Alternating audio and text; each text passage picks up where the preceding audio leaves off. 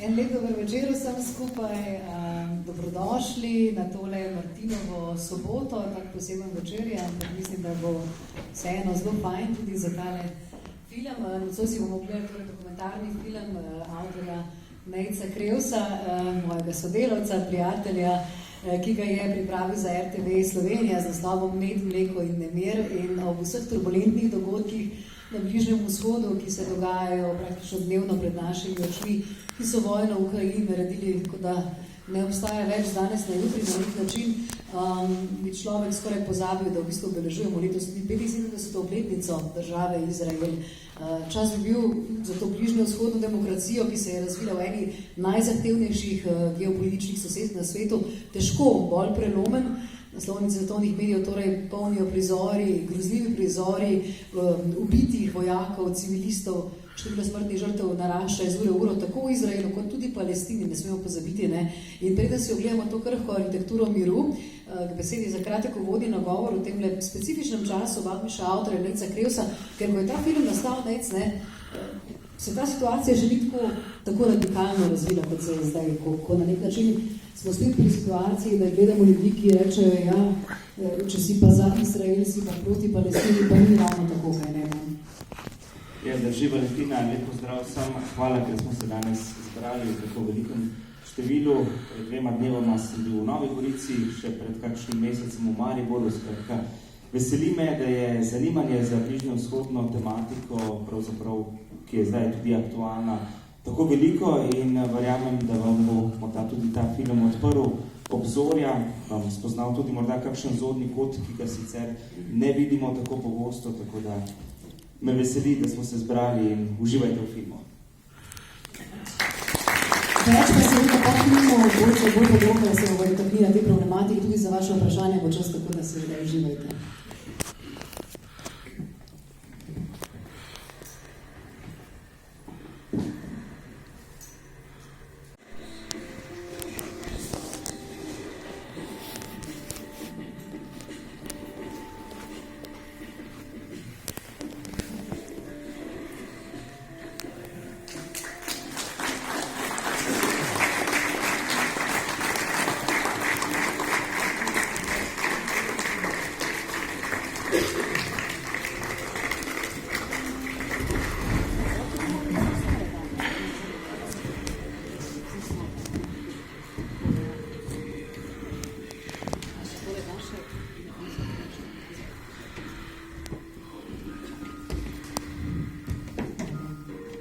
Samo da razrešimo tele tehnikalije, še en aplavz torej za Nejca Krevsa,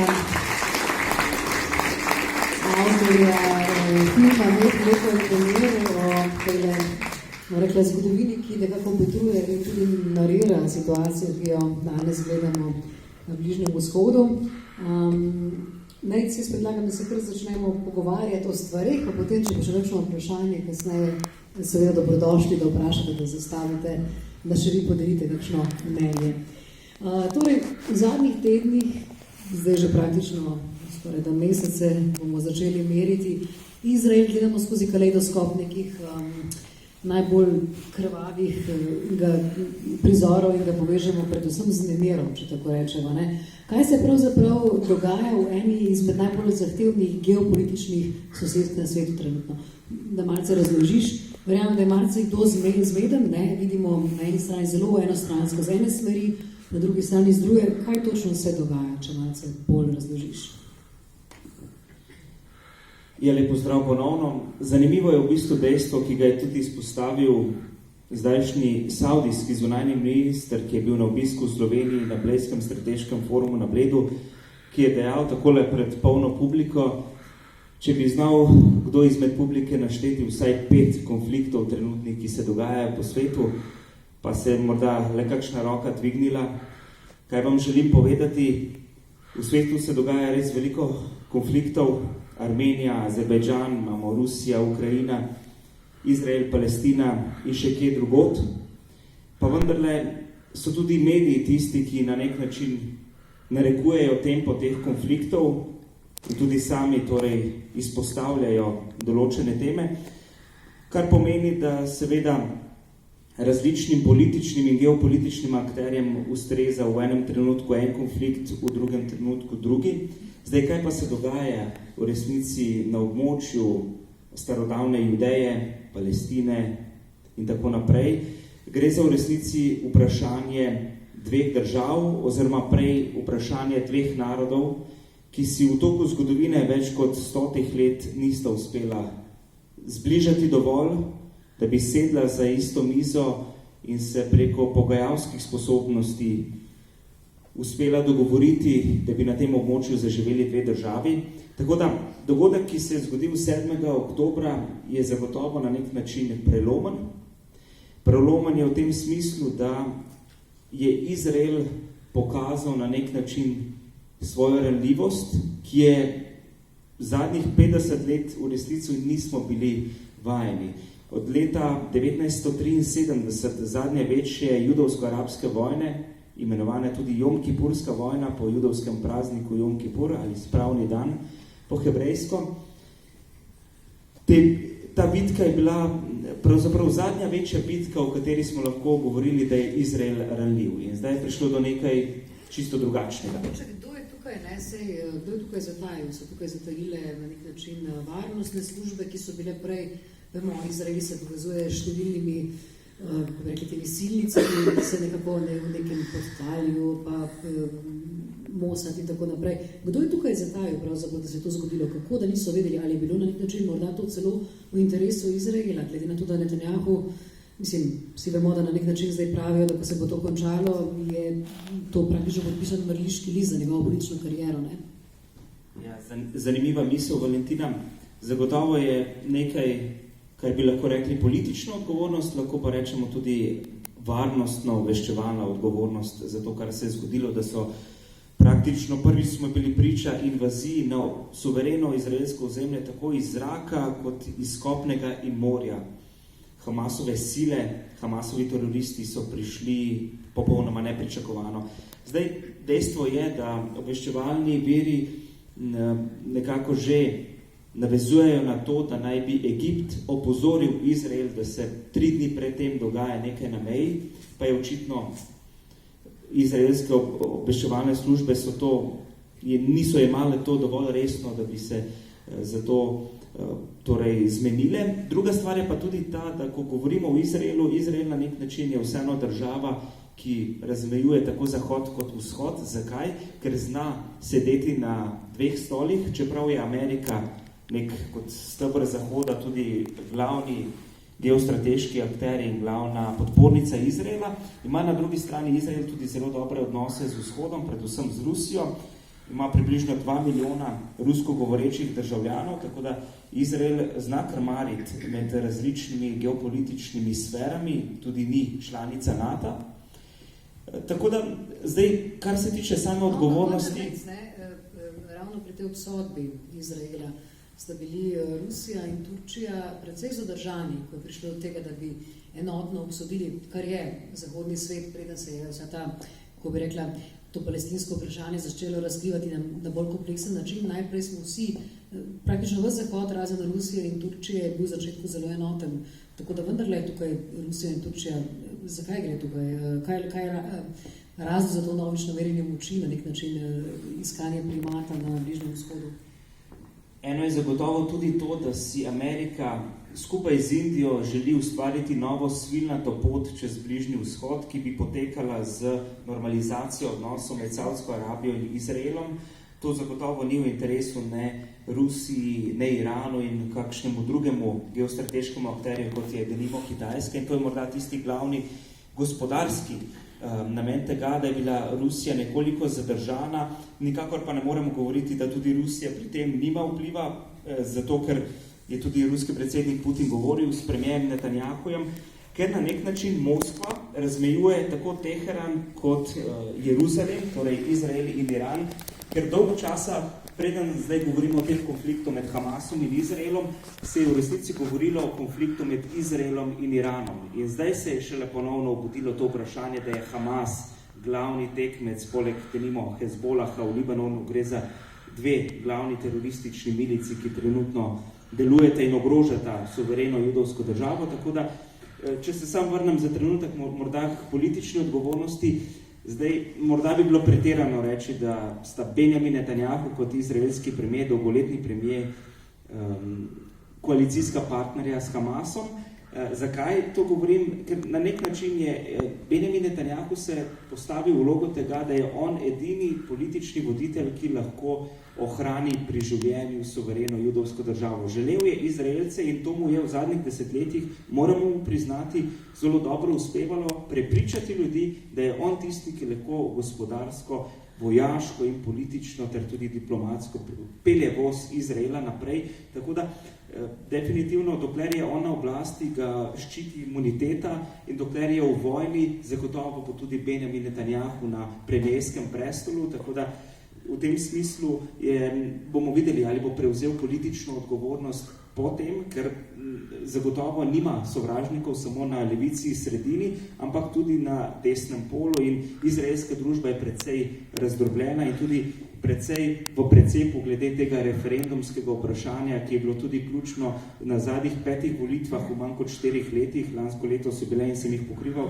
In takrat je bilo vedno spet referendumsko vprašanje, ali Netanjahu da, ali Netanjahu ne. In potem bo zagotovo tudi več vprašanj o tem.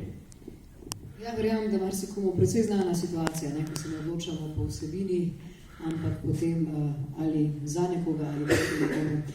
Žal v teh nezrelih demokracijah, kakorkoli je Izrael vendarle zelo krhka demokracija v luči tega, kaj se je zgodilo, dogajalo, kakšni nestabilni geopolitični situaciji se torej nahaja. Vendar le bi se dotaknila tega, 85. obletnica kristalne noči, ki jo seveda mislim, da ves razviti zahod žal dobro pozna.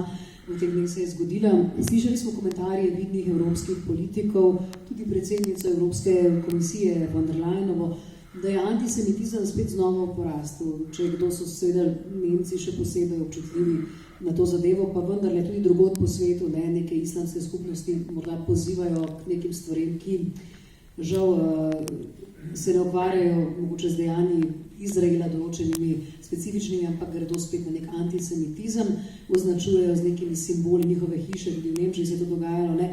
Na drugi strani gre predvsej za nenavadno situacijo. Tudi napadi na islamsko skupnost se dogajajo pač kar tako. Zdaj, če si pa neke veroizpovedi islamske, si pa zdaj že ekstremist, kar ni res. In tukaj je predvsej komplexna situacija. Tudi pri zdaj tele zadnjem protestu za Palestino, ki smo ga imeli v Ljubljani, je bilo fascinantno, kako so nekateri kar protestirali proti Izraelu, ne pa proti dejanjem Hamasa. Tukaj moramo razčistiti par stvari, kaj ne, Nejc? Ja, drži, in morda, če gremo kar samemu izvoru tega, zdaj Palestinci, če jih potegnemo v neko genezo, so narod več kot 5 milijonski, razdeljen med Zahodnim bregom in Gazo. Gre za 2 avtonomni palestinski pokrajini med Izraelom. In eni so bolj naklonjeni torej sodelovanju oziroma povezovanju ali pa pogajalskim sposobnostim z Izraelom, drugi nekoliko manj. Ampak dejstvo je tudi to, da živimo v Evropi, živimo na Zahodu in Evropska unija jasno postavlja tu ločnico med nedolžnim prebivalstvom in skrajnim gibanjem, kot je Hamas. Evropska unija, tako kot številne druge visoko razvite zahodne države, od Kanade, Japonske, Združenih držav Amerike, imajo na seznamu terorističnih organizacij Hamas. In to je dejstvo.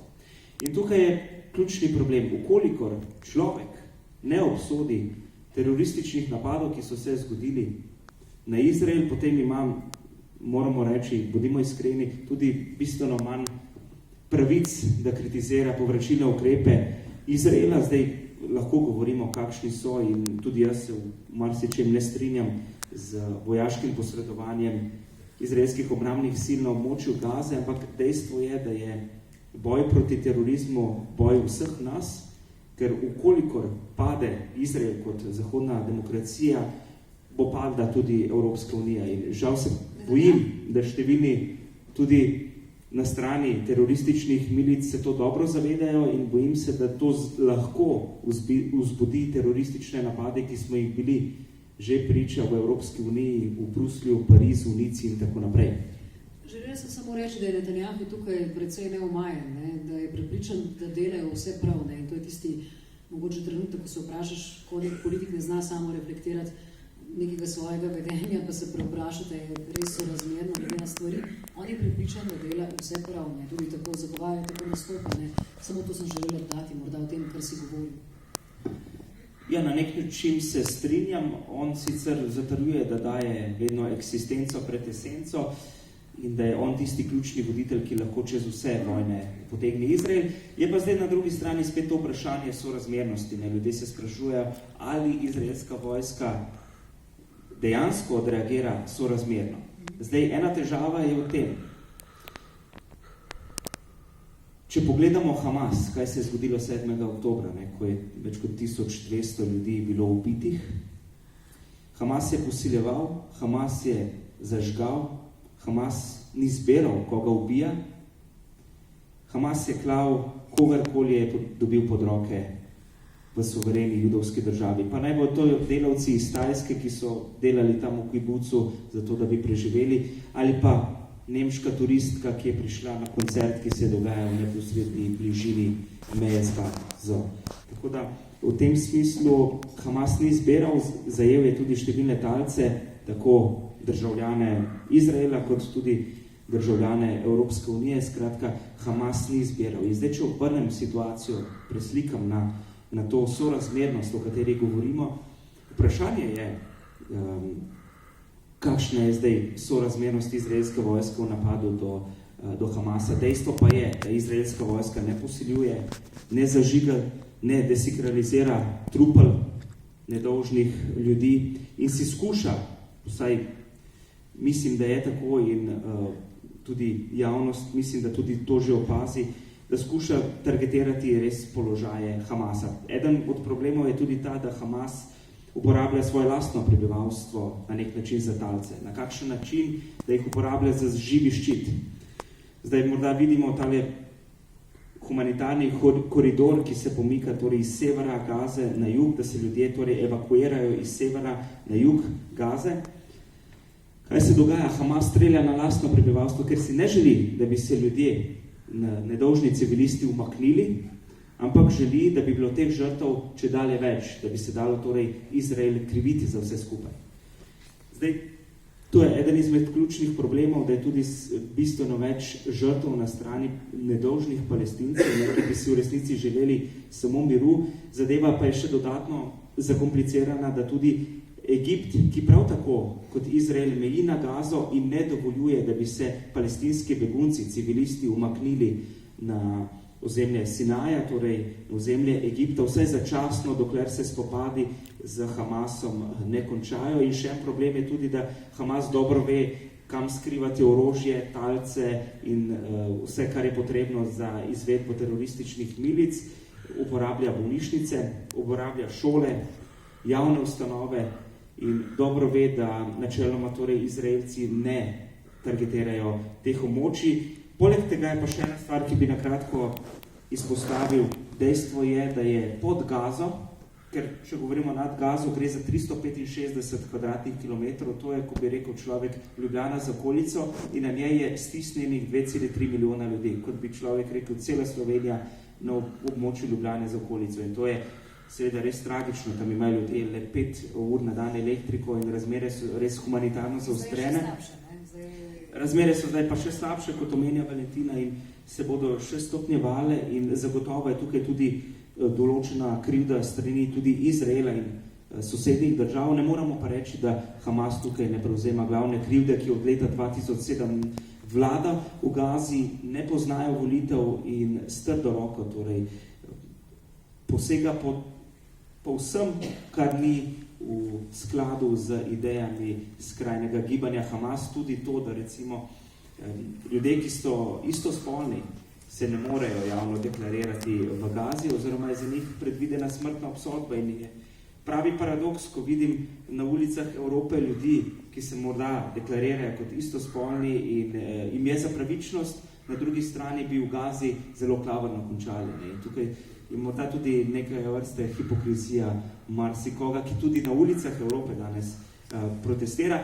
mislim, da treba podariti, da ljudje imajo povsem legitimno pravico, da protestirajo, da smo solidarni, tudi sam sem se nenazadnje odločil, da humanitarno prispevam za nedolžne ljudi v Gazi, ker morate vedeti, 2,3 milijona ljudi, več kot polovica prebivalstva je mlajših od 18 let in gre za nedolžne ljudi, ki so prisiljeni v to, da včasih primejo tudi za orožje, ker jim Hamas ne da druge izbere. Tako da zadeva je bistveno bolj kompleksna, kakor bi jo morda tukaj na udobnem kavču Slovenije kdo želel predstaviti in pomembno je, da smo danes tukaj in da se o teh stvarih pogovarjamo. Da ne bo predolga, morda za konec še je ravno nakazal si v dokumentarnem filmu ta odnos, dober odnos konec koncev Izraela in Slovenije. Videli smo v teh tednih, kako se je to zanimivo razvijalo, od najprej neke velike podpore, potem tudi znotraj koalicijskih strank. Levica je eksplicitno podpirala zgolj Gazo, kot si prej omenil, ni problem, da podpiramo neka dejanja, problematično pa je, če najprej ne obsodimo nekih drugih dejanj, ne?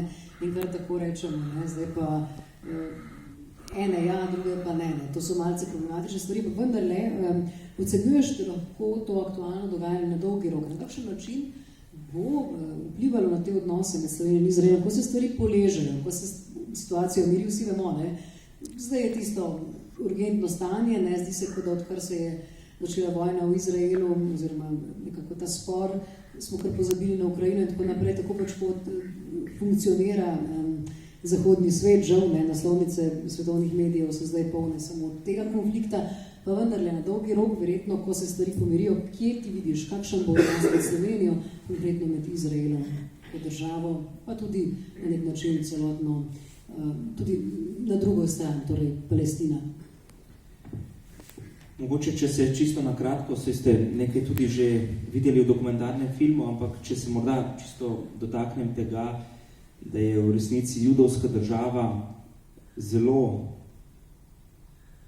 na nek poseben način bila in čutila odnos do Slovenije, ko govorimo o slovenski osamosvojitvi, bili so pozorni, razumeli so, kaj pomeni lastno državo in tudi, če pomislim sam, v resnici v Izraelu sem spoznal svojo patriotsko naravo ali pa svoj odnos do lastne domovine, ker v Izraelu ni nič samoumevno in če ne drugega, to je tisto, kar Izraelci cenijo in tudi Izraelci so nam v času osamosvojitve pomagali na veliko z orožjem, nas moralno tudi podpirali in Slovenija ima diplomatske odnose z Izraelom od leta 1992, neuradno pa tudi že za časa Jugoslavije. Tako da rekel bi, da so odnosi tradicionalno prijateljski. Če se pa zdaj ravno na to vprašanje Valentine glede 7. oktobra mogoče malo bolj fokusiram in tudi konflikta, ki se trenutno vije.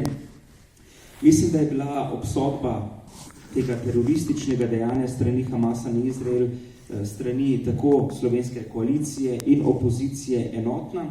Morda bi samo izpostavil, da ena taka črna pika je bil pogled strani stranke Levica, ki je dejala, da so Hamas napadli samo vojaška oporišča, pa se je kasneje izkazalo, da so zajeli tudi nedolžne civiliste in se pravi torej napadali nedolžna bitja, ki nimajo s tem konfliktom nobene zveze. Glasbeni festival.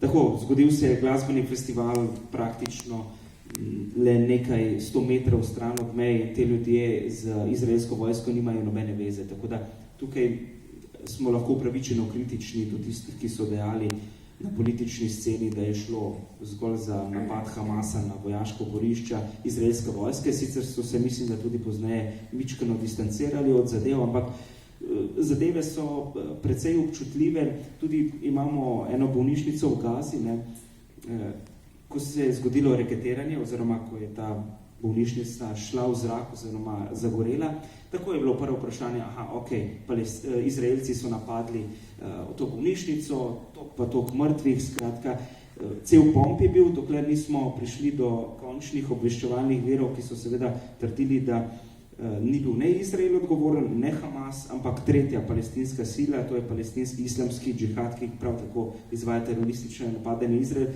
kar pomeni, da so Palestinci oziroma palestinski teroristi dejansko spustili raketo in ta raketa je končala na palestinskih tleh, sploh ni priletela čez, ne, torej se ni zadela ciljev v judovski državi, tako da zadeve so zelo občutljive. Zdaj, eno dejstvo je, da smo imeli v Sloveniji več levosredinskih vlad kot desnih, zato je bilo tudi več tega sodelovanja med levosredinskimi vladami in Izraelom, bolj potiho, medtem ko govorimo o desni sredini, je tega sodelovanja morda tudi nekoliko več in tudi bolj odprto in bi smo tako sramežljivi, ne glede na to, kdo je na oblasti, ker mislim, da si z Izraelom delimo marsikaj, ne nazadnje tudi to judovsko kulturno dediščino, v kateri smo vezani. Atene so nam dali demokracijo, Rim nam je dal pravo in Jeruzalem nam je dal neko kulturno in duhovno dediščino, na katero smo lahko ponosni.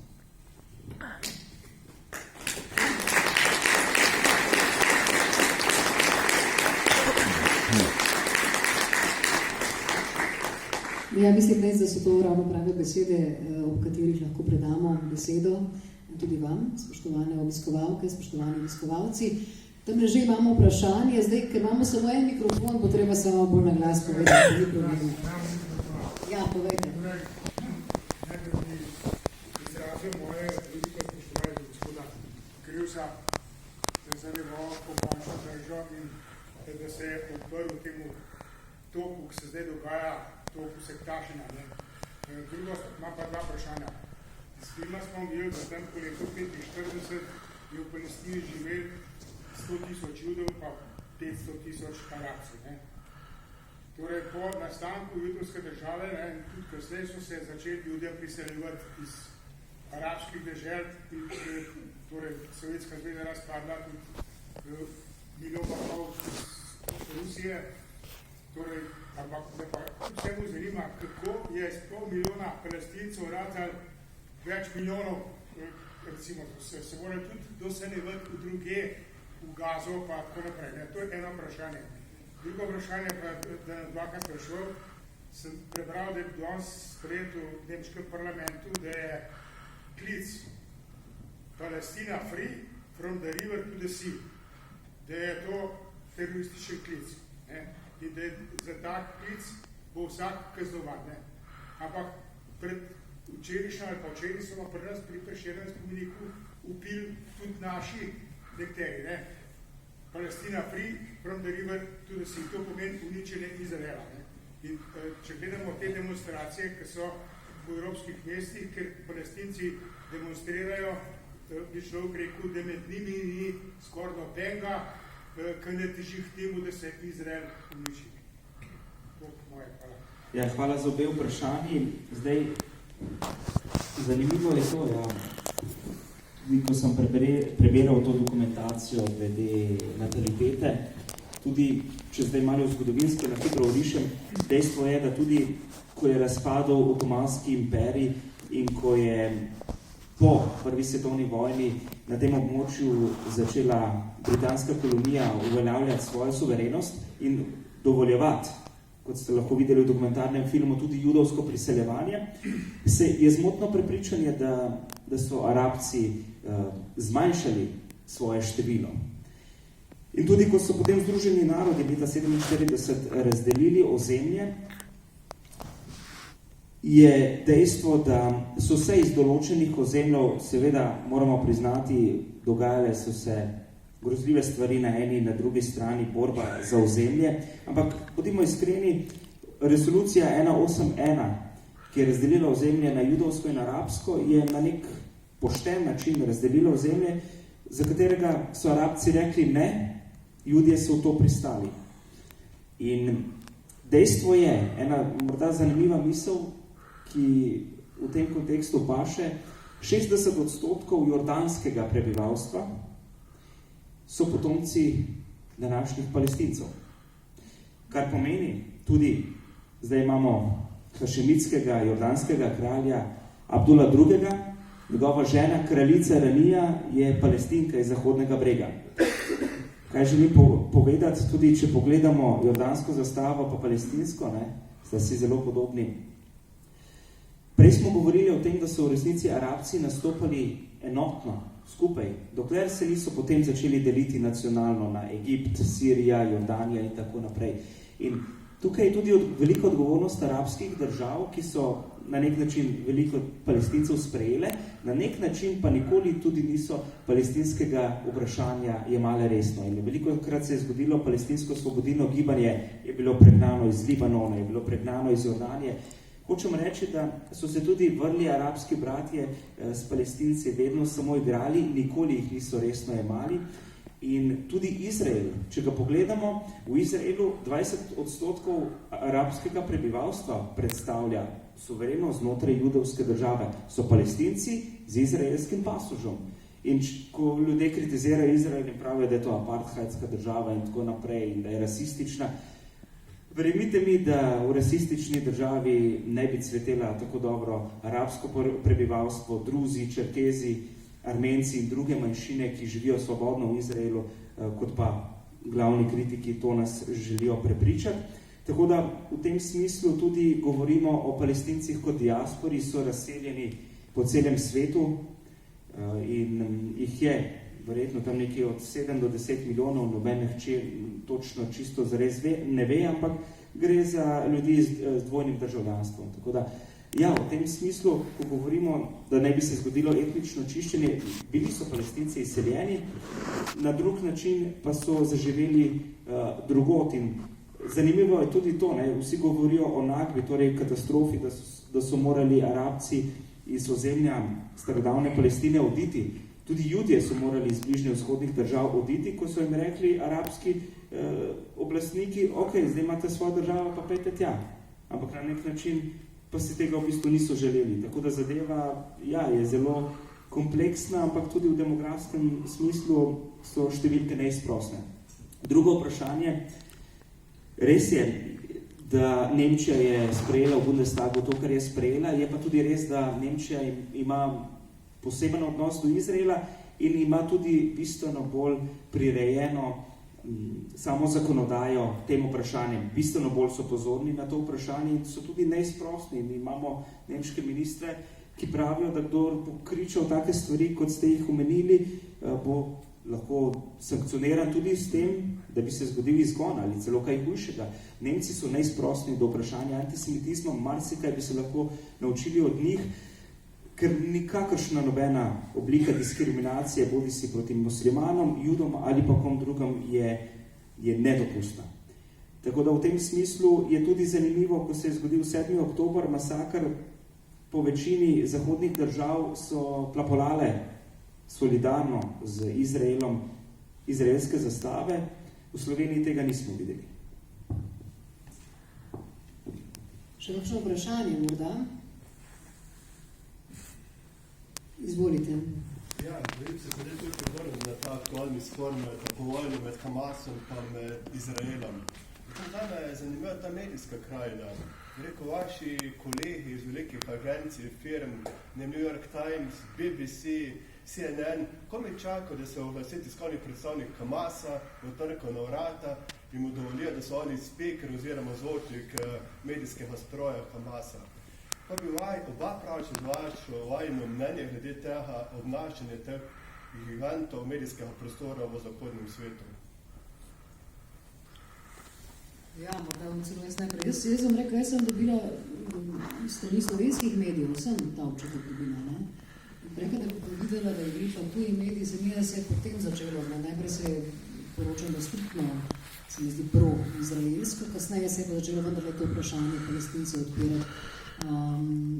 Morda je tukaj neke vrste, ja, kaj bi rekla temu, neka krivda, nek občutek tega, da smo pa pač tako nad tem intelektualno razviti, ali kako naj rečem, da zavestno spregledajo nekatere reči posamezniki, oziroma da želijo potem, ko se neka taka situacija zgodi, kot se je tukaj, nekako zakriti in spregledati morda neko pravo dogajanje, ker se mi je to res nekako bolj ta nekako ekstremno levi pol in ekstremno desni pol se za tukaj spet poenotila, se mi zdi isto kot pri ukrajinskem vprašanju, ne? Da smo videli, da so posamezniki, ki so bili prej tudi mogoče še, če se navežem nazaj na te COVID, anti-COVID, pa proti COVID-u, pa cepljenje, pa tako naprej, da so se kar naenkrat znašli na podobnih pozicijah.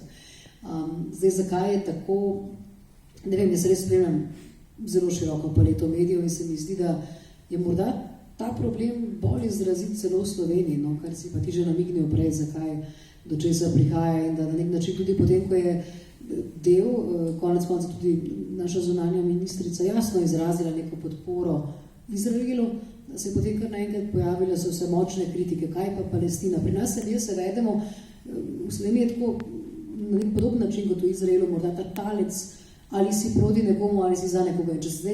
Sploh se ne pogovarjamo o vsebini, ne pogovarjamo se o tem, kaj je zdaj naredil Izrael zares, kaj so naredili, kaj je naredil Hamas, v kakšne meri so Palestinci res talci tega sistema, pa se ukvarjamo pač z neko ideologijo, ki jo prilepimo na vsako stvar, ki se jo le da, ne zanimajo nas pa realno vprašanje. In tukaj vidim ta problem, kadar pride do tega.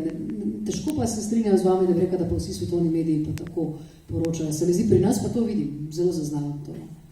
Tudi recimo morda čisto komentar, zdaj nima neposredno veze s tem, ampak ne vem, bizaren primer tega, ko je zdaj ta incident s španskim nekdanjim podpredsednikom Evropskega parlamenta. Številni mediji naši so normalno poročali, da je to nekdanji podpredsednik parlamenta, ker to je nekako zelo visoka funkcija in to omeniš, ko se zgodi ta incident, kot se je zgodil, pa da so ga zabodli in tako naprej. No, razen naš MMC je pač poročal, da je to voditelj skrajne desnice. Ne. Tukaj pač si ne moreš pomagati, da veš, da nekateri ljudje, jaz ne moram drugega reči, kot želijo a priori blatiti nekoga zaradi njegove, politične, verske, kakšnekoli že pripadnosti. No. Tega v Sloveniji res veliko. Stojino pa, ja, vemo, kako je nek medij usmerjen, ne, sej, vemo, kakšna je barva kapitala, kaj ne rečem. Tukaj to zame ne predstavljivo, recimo, ker Izrael je legalna država, demokracija, Hamas je pa teroristična organizacija. Sej, jaz pravim ravno to, ne? Pravim, da se tukaj preveč enači, ne, vprašanje Palestine s Hamasom, ne. To sem jaz se kar malo tako, kot da je to gre za isto stvar, pa ne gre, ne, in se to počeli zdela ljudje, ki so pač na nek način prepričani, da je Izrael, neka država, neko gibanje, ki ga je treba sankcionirati, ki je, ne vem, so tajni agenti, Mossad in tako naprej, se mistificira marsikaj. To mislim, da je problem, da se ne govori o problematiki, ne govori se o vsebini, ampak se govori kar tako malo hruškanja jabolka skupaj. No. Jaz bi pa morda pogledal iz malo drugačne perspektive. V bistvu je to na nek način voda na mlin Izraelcem, če tako pogledate. Ko se pojavi pred kamerami tiskovni predstavnik Hamasa z orožjem, v zakrit, s poročilom, ki ga ima, da jih bomo vse uničili, vse pobili do zadnjega, zmetali v morje in razglasili suvereno palestinsko državo nad celotnim delom tega ozemlja. In da prepolajo zraven tudi zastave Al-Kaide in drugih terorističnih milic iz preteklosti, v resnici s tem delajo na nek način, ustvarjajo sliko takšna, kakršna je. Je pa, to, kar je že nekako nakazala tudi kolegica, ne smemo enačiti Hamasa s Palestinci. To je dejstvo. Je pa tudi dejstvo, da žal še vedno Palestinci niso prišli do svoje države in da sam vidim edino rešitev v dveh državah.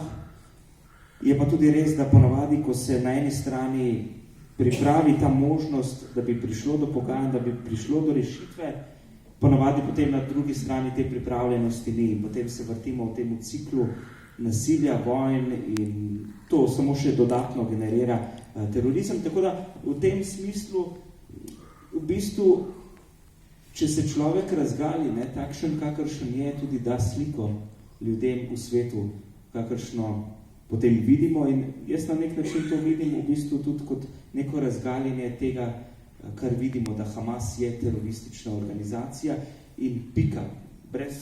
Ampak, ni tle, ampak Hamas je teroristična organizacija, tako jo moramo obravnavati, ne smemo pa je enačiti z nedolžnimi Palestinci. Kdo podpira Hamas? Ja, Hamas podpirajo različni akterji, pravimo jim proksi akterji v regiji. Še najbolj v zadnjem času Iran. To je eden izmed geopolitičnih igralcev, ki na Bližnjem vzhodu igra pomembno vlogo in želi oziroma bije boj za prevlado na Bližnjem vzhodu napram Saudski Arabiji. Saudska Arabija recimo bije bitke z Iranom tako v Jemnu, kot tudi v Siriji. In tukaj so potem umešane tudi druge večje geopolitične sile, ne za Saudsko Arabijo, morda bolj tudi Združene države Amerike. Iran nekako podpira Rusija z nekim načelom, da sovražnik mojega sovražnika je moj prijatelj, hkrati pa seveda Rusija drži tudi odnose z Izraelom, tako da tukaj toliko razmejenosti med Jeruzalemom in Teheranom, ampak dejstvo je, da v bistvu glavni sponzor terorizma na Bližnjem vzhodu je Iran.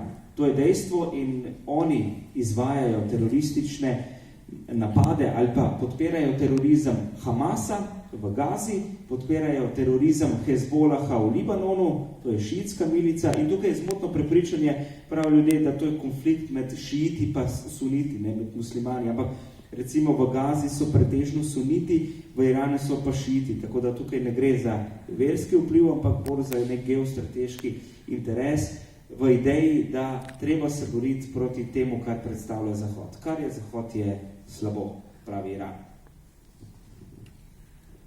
Jaz mogoče zdaj predlagam, ne verjamem, da je že kar nekaj vprašanj, ampak da ne bomo predolgo takole sedeli drug nasproti drugemu. Zdaj, kot slišim, organizatorji tukaj Združenje za vrednote slovenske osamosvojitve pravijo, da je to tudi nekaj žlahtne kapljice na tale dan, kot se spodobi.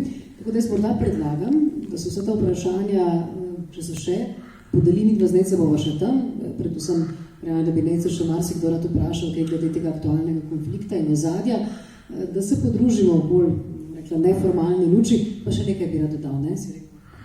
Jaz bi se v bistvu vsem res iskreno zahvalil, ker ste prišli in mislim, da na ta način tudi izkazujete zanimanje za teme, ki so pomembne in vas torej zanima, kaj se dogaja tudi širom po svetu, ker bo to imelo verjetno tudi vpliv nekoč na Slovenijo, na Evropsko unijo, tako da še enkrat en aplavz tudi vam, da ste prišli. Hvala.